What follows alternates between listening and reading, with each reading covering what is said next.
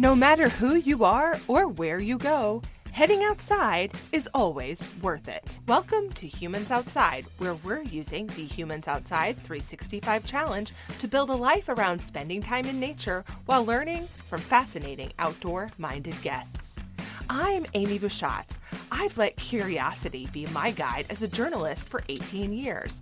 But life, including my husband's war injuries, had burnt us out.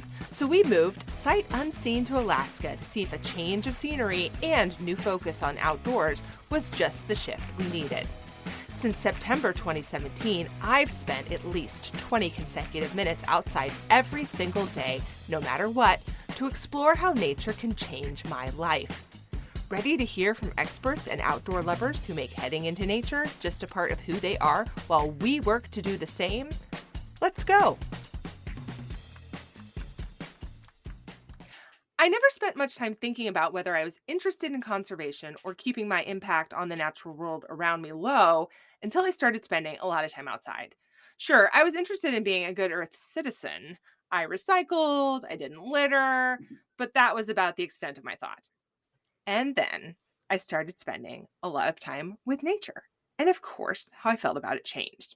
All of a sudden, the outdoors was like a close friend of mine. And keeping it awesome wasn't just some kind of good behavior, but it was taking care of something I valued. If you spend a lot of time in nature, you probably feel that way too. And if you're just building that outdoor habit and think you don't care, just wait. Today's guest, Meg Carney, has journeyed into environmentalism, conservation, and by extension, minimalism over her career as an outdoor enthusiast and a writer. She's worked as an outdoor wilderness therapy guide, backpacking guide, rock climbing instructor, and even an organic market farmer. Today, she's a writer and podcaster focused on environmental issues, the outdoor industry, and personal action. You can hear her on her podcast, Outdoor Minimalist, which is a great listen, by the way, or in her upcoming field guide of the same title. And of course, today you can hear her on the Humans Outside podcast here to talk about what we can do to guide our own minimalism. Meg, welcome to Humans Outside. Thanks for having me. I'm really excited to talk about all of this with you. Yeah, thank you so much. So I love your sort of trajectory because you have journeyed into this space yourself in a way a lot of people kind of arrive there, which is incrementally. But first, talk to us about your favorite outdoor space. We like to scene set on the podcast, like we're hanging out outside with you in a place that you love. So describe it for us. Sure. Gosh, I don't really know. Like a favorite outdoor space is really hard for me to decide. And a lot of times I think that is because I've been really nomadic. So I've been in a lot of different environments and places throughout my life. And I've just found joy in so many different types of ecosystems. So I often associate my favorite outdoor place with an activity, which is biking. So that is a very like mobile outdoor activity. So it's hard to associate with a place anyway, I think. And I do a lot of gravel biking with my dog. And so, really, my happiest place outside is anytime I'm biking with him. Awesome. Okay, so we are going on a bike ride and talking maybe like during a snack because Okay. I am pro activities, but also pro snacks. And I am also pro snacks. oh, Yes. good. See, we have that in common. And in my experience, it is very difficult to have a meaningful conversation while doing something challenging. But Mm. man, snack conversations, peak awesome. Okay. So, how did you become somebody who likes to go outside? Walk us through your journey. Yeah, so I think thank you for the wonderful intro. And I think that kind of gives a brief glimpse into how that all kind of started. But really, I was one of those lucky people that grew up in a very rural area and mostly spent a lot of time outdoors, out on the prairie in Minnesota, growing up on my grandparents' farm. And my grandfather was a conservationist. And so spending a lot of time with him outside, it was just a part of my life and a part of my family's life. So day to day things, we just spent a lot of time outside together. And then when we moved off of the farm, it was the same. Every summer, we spent time outside, whether it was just sitting on the deck, going for a walk, going to the beach for a swim, or family vacations were really centered around traveling and camping, other activities. I'm trying to think. My older brother and my dad were both very involved in Boy Scouts. And because both my parents were working, I often would just tag along to all of the Boy Scout trips and adventures. And so I was just an honorary Boy Scout before all genders were welcome into the Scouts. So I think that was basically how I got involved in outside recreation or outdoor recreation because it's always been a part of my life. So I've Right. never had a moment that I was like, I don't want to be outside because I've just was basically born outside. Yeah. Yeah. So, as I mentioned in the intro, I think for a lot of people, conservation or minimalism or reducing your footprint comes down to this idea of it goes from being a good thing that you do because it's the right thing to do to being how you take care of a friend. Did you feel like that was true for you? At its core, I mean, conservation, minimalism, environmentalism, I think they all have a really similar why. Like, why are we doing this activity? And if you're associating that with preservation of outdoor spaces, especially if you're someone participating in those things, then nature is essentially one of your best friends. So, like, in the mindset that you're going forward with, is yeah, you are taking care of a friend in that way because Mother Earth is your friend. Yeah. And really, like, as you integrate more into those environments, you feel the stronger connection as well. So when I dive into some of these subjects like we're tackling today, minimalism and environmentalism and that kind of thing, I want to define stuff, okay? Because so much of what we talk about here on the podcast can have broad definitions, but we're not always working with that. So I think that's true with the words minimalism and minimalist. That can make some people think like tiny houses, right? Like Mhm. minimalism. Or like Marie Kondo, or minimalist, like be one of those people who somehow manages to never have any personal trash. So they're like, it's like a very broad range of how that can look from a practical standpoint. So when you say minimalism and outdoor minimalist, what do you mean? Yeah, so I do think everyone listening to this probably has some type of preconceived notion of what minimalism actually is. Right. And like in a traditional sense, minimalism was associated a lot with the arts, so sculpting and painting, different forms of expression, like music, using shorter, more repetitive phrases. And then when we think of it as people in today's society, we think of it more as approach to life and focus on those material possessions. So like Marie Kondo, like you're saying, that's very much a material possession focus when it comes to Hmm. minimalism. Hmm. And so, in a sense, minimizing the number of items you own becomes very, very tied to that recognition or how we recognize minimalism today. And to some, that will look like being able to fit everything into your backpack or, like you were saying, into a tiny house. But for other people, that includes owning a 4-bedroom house, a 2-car garage, and raising a family at the same time. So there's a bunch of different individual versions of minimalism. And to me, my understanding of how minimalism fits into my life is that physical possessions aren't necessarily the core. The way I view it, minimalism is a lot closer to essentialism. So it's me asking what is essential in my life. And so for me, minimalism brings forth this level of self awareness to what you truly need in your specific life circumstance, and then a realization that your needs are relative to all of your life changes. So, what is essential can then be associated with a person's ability to Hmm. be fully present and in the moment when, whether it is you're sitting down to eat a meal, or you're out on a bike ride, or you're getting dressed for the day. You're present and in the moment.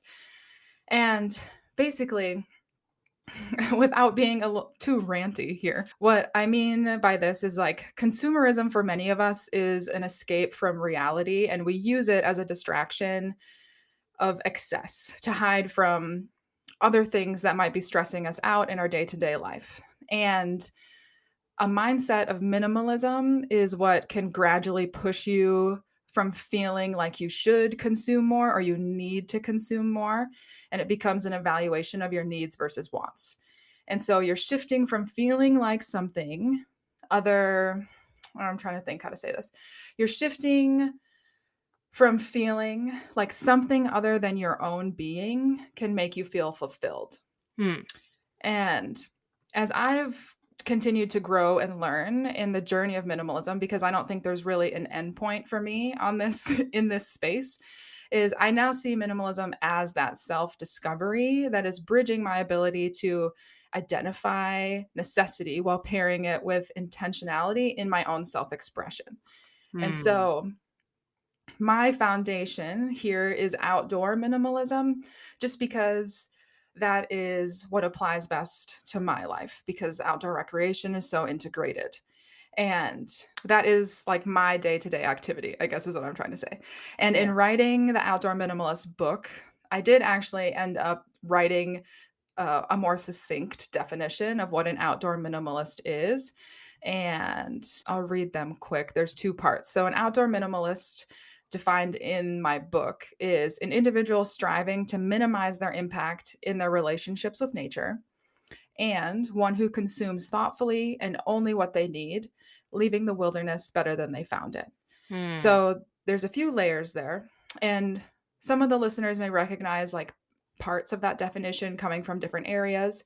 And that's because all of the values and ideas of outdoor minimalism already existed. I didn't reinvent anything here. I just compiled a lot of different concepts that already exist and put them in a new place, basically. So Yeah. I took things like minimalism, zero waste, essentialism, environmentalism, and took pieces of that that were really, really relevant to the outdoor industry and then Mhm. applied it into that. 2 things. 1, there's nothing new under the sun. So Mhm. so how we create and apply things to ourselves is the act of making something new in that moment. So good job. Um, there's or, slash there's nothing wrong with that. 2, people are gonna say, "But why can't I just read your book?" And the answer is it does not come out yet. So real fast, tell us when your book is being published because I, of course, had the same question in prepping for this interview and of course rapidly discovered that the book is yet to come. So when can people find that?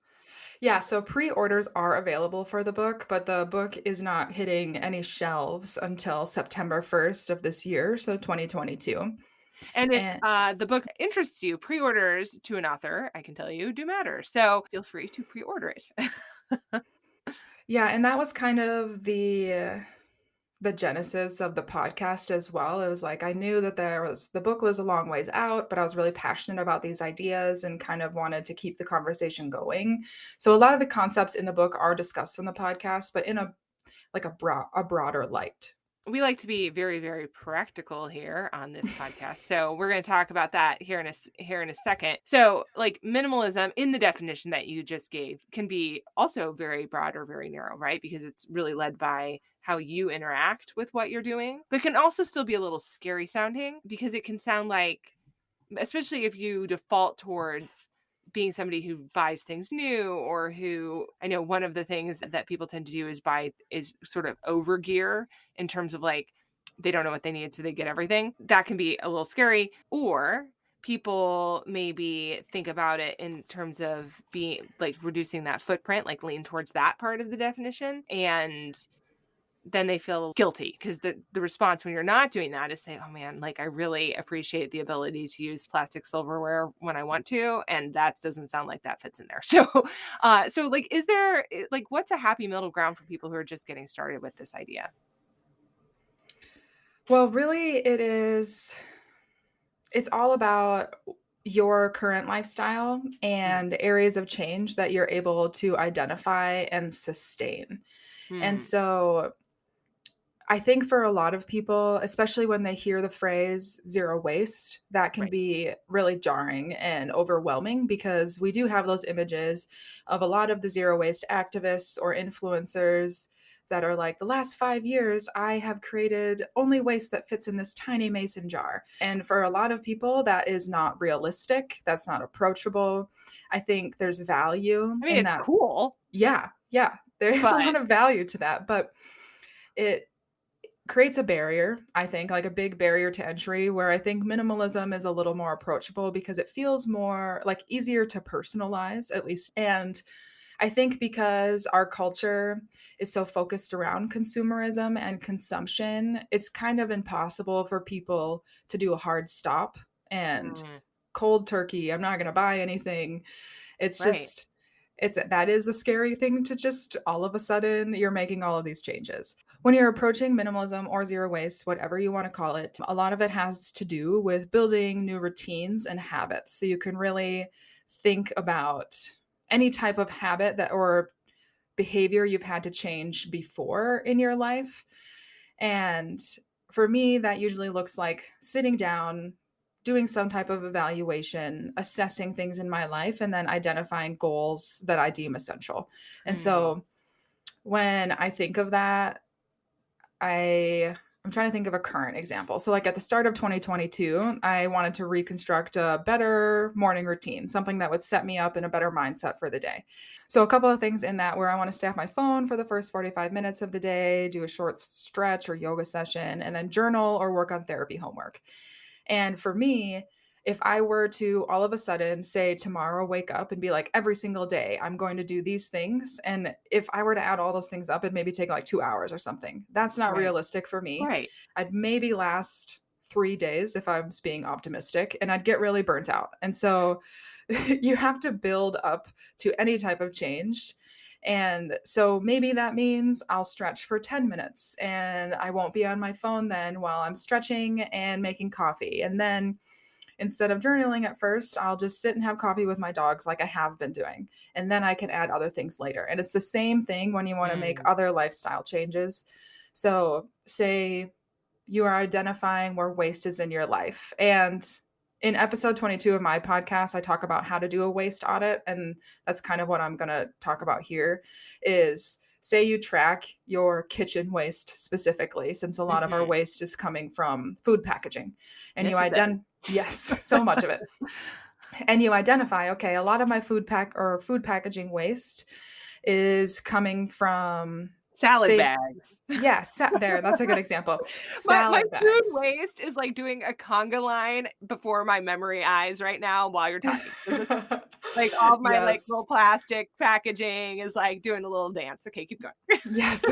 So we'll just roll with the salad bag Yeah. example. So you've identified one area where you're like, okay, well, we have a salad for lunch 3 days a week. So are there ways that I can eliminate this one piece of trash? And so maybe that means that you buy full heads of lettuce and integrate that with spinach or kale or other types of greens that you can buy unpackaged. I guess you can't really buy spinach unpackaged, but anyway, um, Well, so you you can. identify It's just full of sand.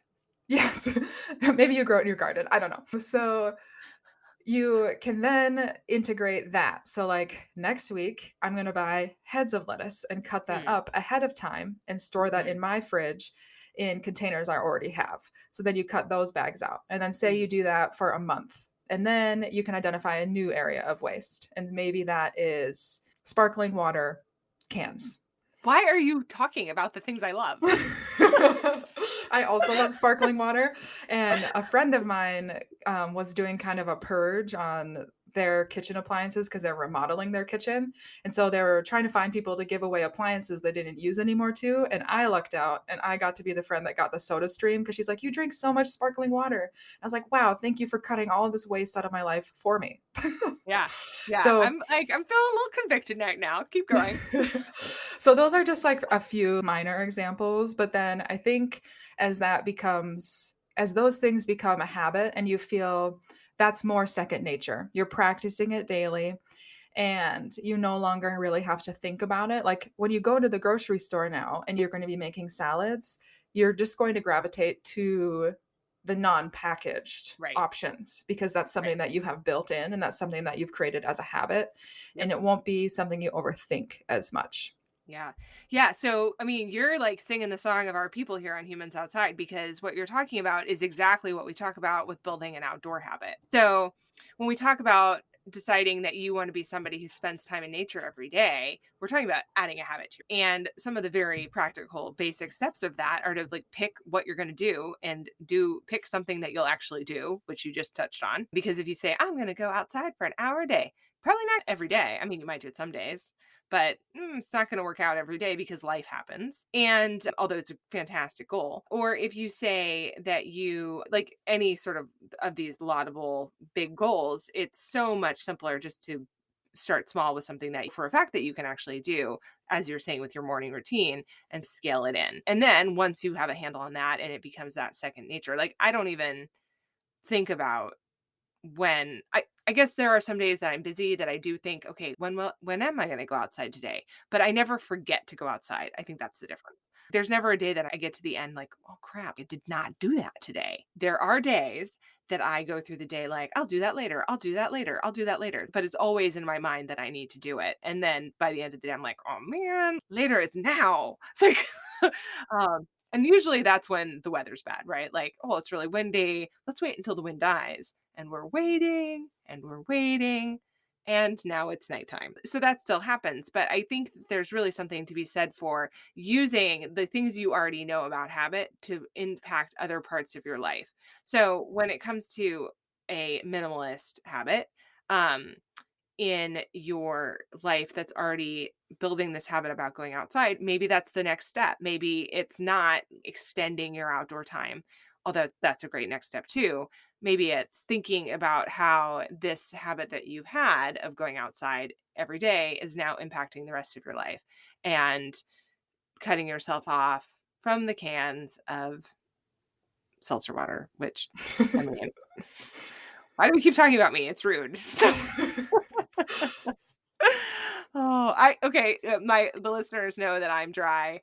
I don't drink alcohol, but man, I spend more money on that seltzer water than I ever did on alcohol. It is expensive, and I think sometimes, that is a part of going into minimalism and even more sustainable swaps is I think people will be pleasantly surprised with just general more intentionality, especially when it comes to things like grocery shopping, that you're probably gonna be better at sticking to your budget. Yeah, I mean, straight facts. Hey humans! Did you know you can officially join the Humans Outside 365 Challenge and score some really cool and exclusive challenge swag, including a finisher medal and a decal on humansoutside.com/challenge? You'll also get an outdoor challenge guide written by me for you, an exclusive challenge tracker, and insider info all year long. You don't want to be left out of this. There is never a wrong time to join the Humans Outside 365 Challenge. So get going. Join it today. Go to humansoutside.com/challenge to learn more now. Now, back to the show. So what we're talking about though here is individual decisions, right? Like you are making individual decisions for your own habits in the grocery store or as a part of your day or in your own home. One of the things that people sort of ways people talk themselves out of doing that is that they're just one person. And being Mhm. environmentally minded seems like something we all have to do for it to make an impact instead of just making your one person, salad bag habit change. So, is that true? Is that not true? Why is that not true? Talk to us about the importance or lack of importance, I guess, could be possible, but I don't think so, of individual habits. I mean, I don't think that's what you're gonna say. So let's Yeah. talk about the individual decisions and why they matter. That is one really big debate in any discussion regarding environmentalism and those types of changes in your life. And one of my favorite Mm, quotes is from Jane Goodall, and she says, "Think globally, but act locally." And so I think we can really apply that to individual change, where it's you're looking at the big picture, but really you only have control over so much. So control the life around you and the things that you can actually change and implement. And unfortunately, there isn't really a cut and dry answer because individuals and large corporations are relatively integrated in the grand scheme of market and behavior and things like that. And so I'm going to get really nerdy for a yeah, second and nerd talk a out, little friend, bit go. about numbers and greenhouse gas emissions, if you're cool with that. Um, Okay, great. I love talking about these things. And so, but when we're looking at things in this realm, it can become discouraging, which is partially why I want to bring it up. So, in the United States specifically, the average household is producing around 7.5 tons of CO2 per year. And that doesn't Mm, seem like a big number, especially if we're talking about households, and the average household is like between 2 and 3 people. And we also have to take into account that some people are gonna, or some households are gonna have higher consumption. Usually, people with more money that have bigger houses travel more, etc. But the average overall is 7.5 tons per year, and most sources can agree with that. So if you go and Google this, you'll probably find a number similar to this. Anyway, of that 7.5 tons per year that each household might be emitting, most of that is coming from things like heating and cooling our homes, including refrigeration. And then the rest comes from the food we eat and the impact that that food has on the environment while it's being produced. And alone, that number doesn't feel very dramatic, especially when we compare it to, say, like a corporation that is having greenhouse gas emissions around 107 million metric tons per year. I Mhm. think that's one of the top ones in the United States. And so, side by side, yes, that corporation is Right. obviously producing more than your household or my household or both of our households combined. But then we can look at the population as a whole. So in the United States, there's around 329 million people, but we're talking about households. So let's say 123 million households in the United States, just as a ballpark. And so if you multiply that 123 million by Mm. 7.5, we now have 922.5 million tons of greenhouse gases, or CO2 specifically. And that means that all of our households end up emitting more than the biggest corporation in this example. And so that's not a perfect example. There's a lot of variables. So we can't concretely say everything I just said is facts. We can't concretely say that is true. But I think it's a good generalized example to represent that collective action can influence and compare to large scale or corporate change. And so another example of this would be, Mhm. let's talk about boycotts. Boycotts are really popular these days, and I think that's really great, especially in terms of like corporate change. And so, say everyone in the United States suddenly stopped buying Coca Cola or Pepsi Cola because we all said we are boycotting them because they're continuously the largest plastic polluters year after year.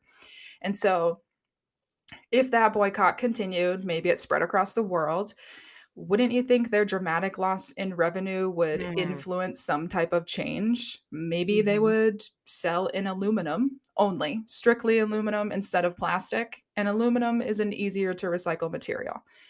And so when companies and corporations are producing more Mm. pollution and emissions, we can't argue against that. But individuals collectively, we also cause damage Mhm. and we are also consumers and we can also influence those market changes.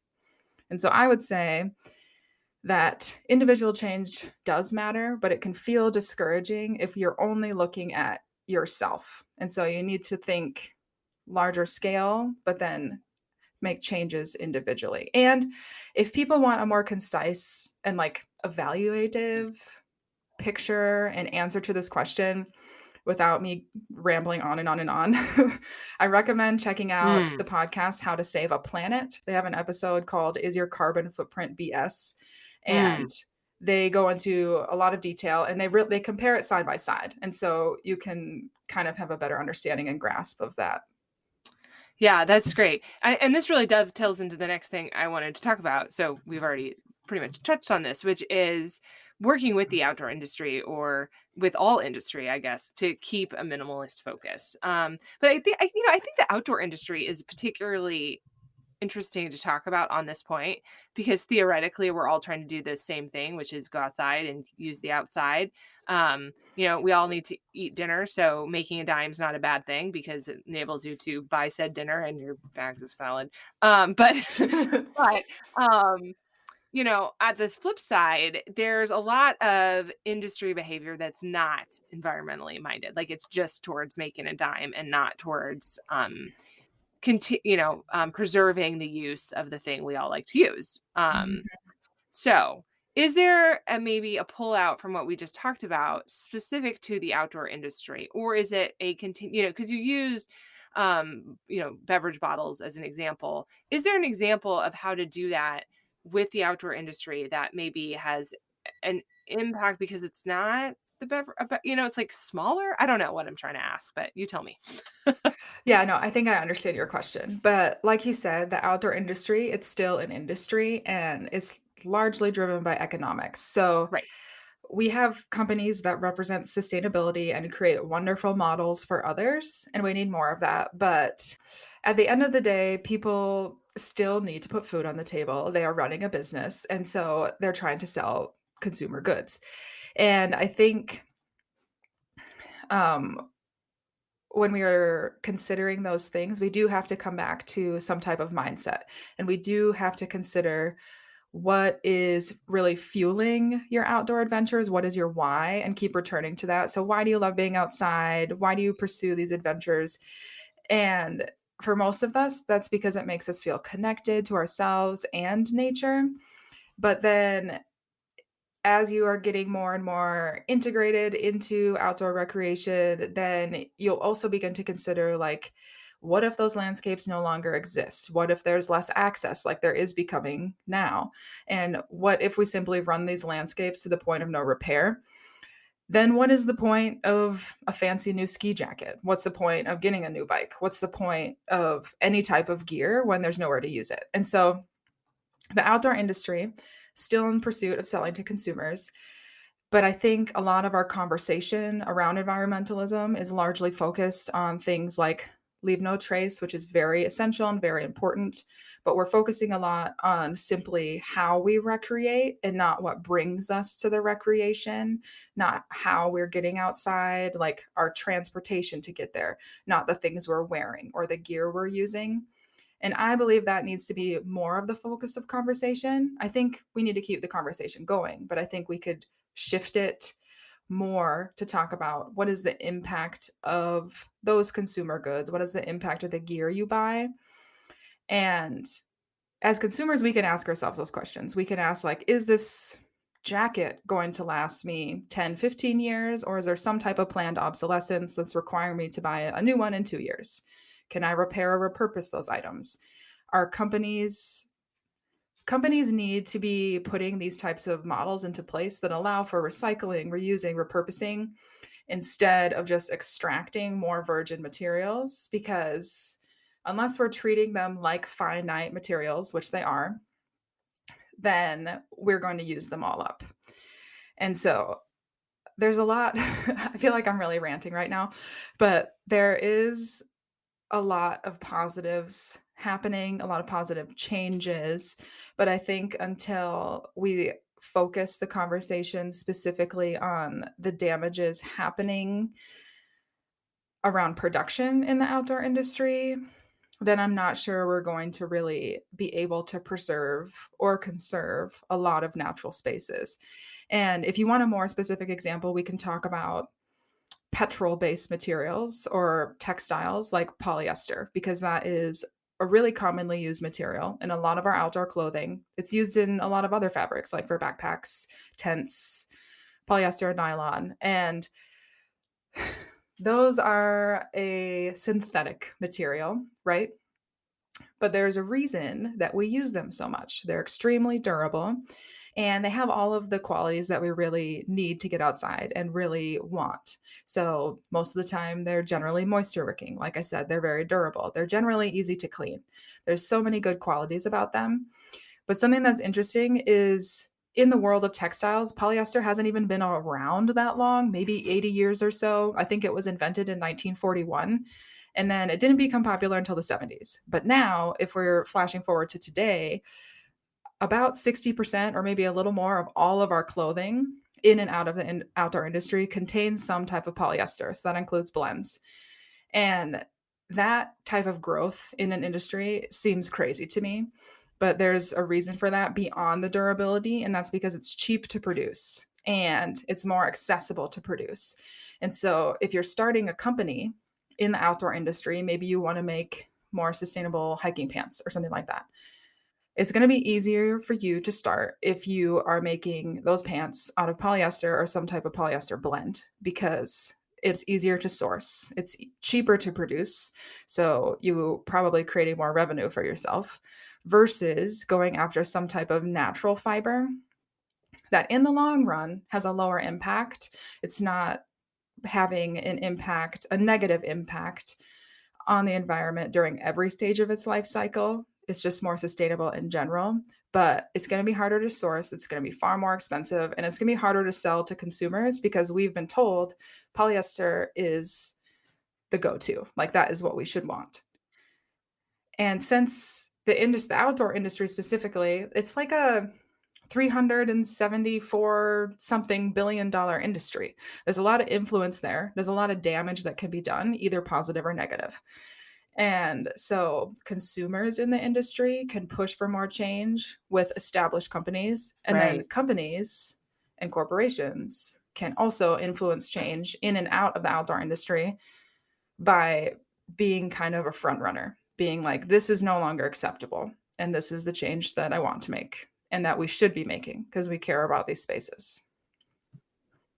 Yeah. So, I said earlier we like to be really practical. You have already laid out a bunch of super practical steps for us, right? Being intentional, starting small, um, looking at this as a new habit, and then scaling up or scaling in to hold companies accountable for the kinds of things that you're asking them to create for you. All of those things go back to another thing we touch on here all the time, which is intentionality. So, like, you have to know what you want before you do any of those things. You mentioned an audit earlier. Is there other practical or baby steps that we can take towards becoming more minimalist minded? Yeah, I mean, probably a lot of different things, but the biggest I think the biggest thing or the biggest step people can take is to always, always, always start with what you have. Because I think a lot of times we're looking Mm, for a solution outside of ourselves. And most of the time, you're going to find more sustainable swaps, or it's just going to be more sustainable in general if you're starting with what you have. So that also includes your outdoor gear. So if you want to do some type of waste audit in your outdoor equipment, you can do that. You can evaluate what you use, how you're maintaining it, how often you use it, and also like whether anything needs to be repaired in general. And then like returning back to those types of questions and those types of things when you begin seeking or searching for a new piece of gear. Like, do you actually need it? What is your intention behind buying this? Do you have something that can already fulfill that specific desire in your life and fit that need? And then from mhm. there, if that's not the case, there's other small changes that you could make instead of immediately gravitating towards gear roundups online, which are very useful tools in terms of research and understanding gear. But making small changes like instead of buying something online, maybe you go to a retail store and you experience that piece of gear in person and you learn more about it.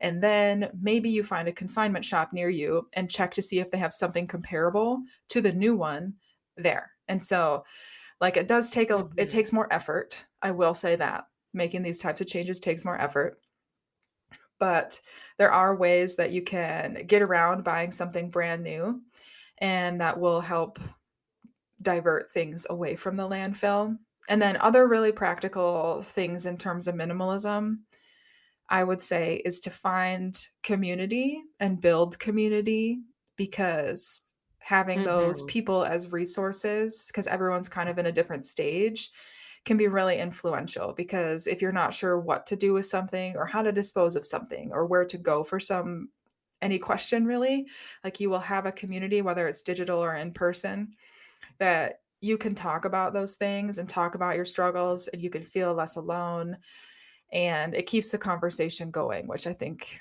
is one of the most important things. Is if we're continuing to Right. talk about it, it'll be top of mind and it's easier to implement that stuff. Yeah, such good tips. Thank you. Thank you for those. Sometimes at the end of our podcast, I kind of chuckle to myself because the questions we ask don't necessarily line up with the vibe we are going for. But I do love to hear what people say about these two questions because of all the different perspectives we come at for it. And the first, they both involve gear. We think about gear as being something you have to buy new or anything like that. But I'm really excited to hear your thoughts from a minimalist standpoint. So, do you have some gear that you use outside, a favorite or most essential or both, that you just particularly love? With the knowledge that this does not have to mean going out and buying something brand new that's made of polyester from a certain large store. Yeah, so I'm trying to think of a piece of gear that I use for a lot of different activities, so it fits into, like, more than just something like cycling, because I really wanna choose my bike, but that's not, like, really relevant or applicable to a lot of people.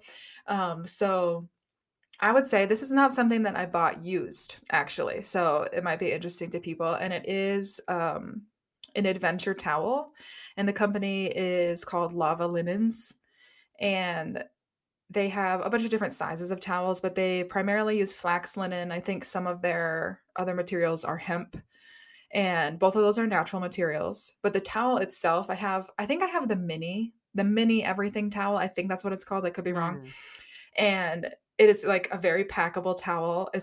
It seems like kind of heavy for the size, but of all the towels, it's probably one that I have used the most. And I literally use it every day almost, especially because I hike with my dogs a lot and in the winter they get so wet. Even not in the winter, they just find all the puddles. And so I like to keep it in my car. I bring it with backpacking. I bring it with bike packing. I use it all of the time, and it is so absorbent.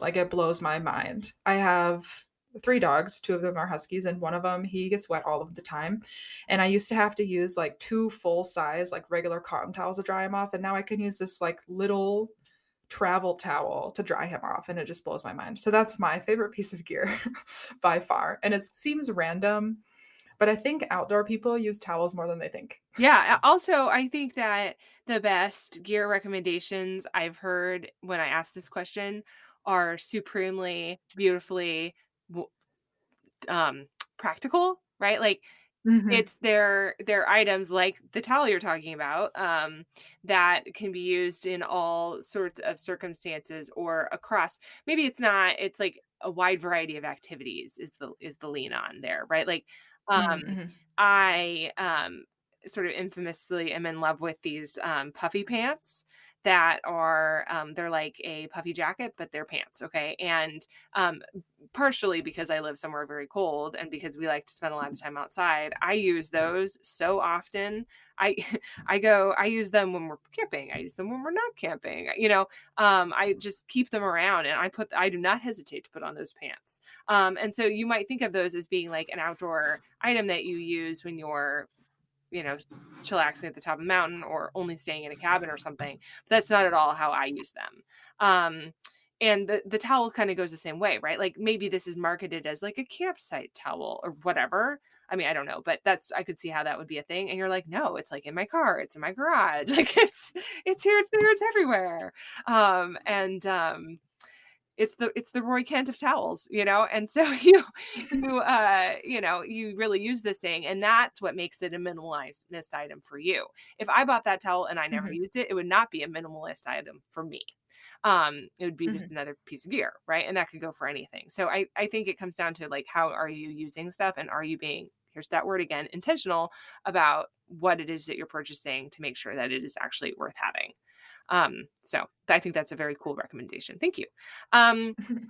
Last question. We like to walk ourselves out, imagining ourselves in our guests' favorite outdoor moment. So, like, just, kind of leave us with this picture of something that doesn't have to be your favorite because we've talked about the fact you have a lot of those, but like maybe a happy place sort of outside that you like to go back to. Like, set the scene? That's what you want me to do? Like, give us a scene, baby. Do some scene setting. Oh, Yeah. geez, okay, I'll think back. I feel like a lot of times we revert back to, like, childhood memories, so I'll think back to, like, Hmm. we just had a wonderful picnic overlooking this, um, valley, on the prairie, and there's a nice stream kind of going through. There's some deer jumping through the woods, and the sun is beginning to set. And on the prairie, there's always a really nice breeze that has like a really unique sound because of all of the grasses rustling around you, but also a unique smell because of that same reason, because the wind is blowing through those grasses, and um, you really feel a part of that landscape. I have always, probably because I grew up on the prairie, but um, yeah, I don't really know how else to set the scene, but yeah, just walking away from that beautiful valley at sunset, and you do have to turn your back at one point, but your senses are still so alert at the time. You have all of the different smells and the different noises surrounding you, whether it's like birds chirping or the grass rustling, and yeah, the end. Yeah. I love it. The end. Beautiful. Meg, thank you for joining us on Humans Outside. Man, do I appreciate you. Thanks so much for listening to this week's episode of Humans Outside. If you've enjoyed this episode, give us a little love and leave a rating and review to make it easier for others to find the podcast too. What you say matters. It really truly does make a difference. And until next time, we'll see you out there.